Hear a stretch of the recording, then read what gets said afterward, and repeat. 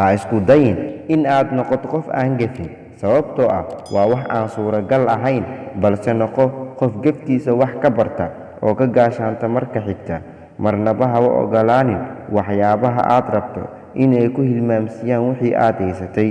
ilmada ugu xanuunka badan ma aha tan ka timaada indhahaaga ee wejigaaga daboosha balse waa tan ka timaada qalbigaaga ee ruuxdaada daboosha tus xushmad xitaa dadka aan u qalmin ma aha ka falcelin dabeecadaada laakiin waa sawirka bixin adiga dhaqankaaga qadarinta ku dhisan xushmeey dareenka dadka xitaa haddii aysan wax micno leh kula ahayn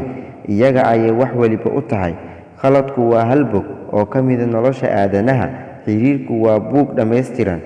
haddaba hal bog oo keliya ha u lumin buug dhammaystiran marnaba ha fiirin waxa aad lumisay had iyo jeer fiirso waxa aad rabto alle ujeeddo ayuu indhaheenna uga yeelay kuwa jirhkeenna hortiisa ku yaal sidaas darteed waan arki karnaa halka aan u socno balse ma arki karno halkii aan joognay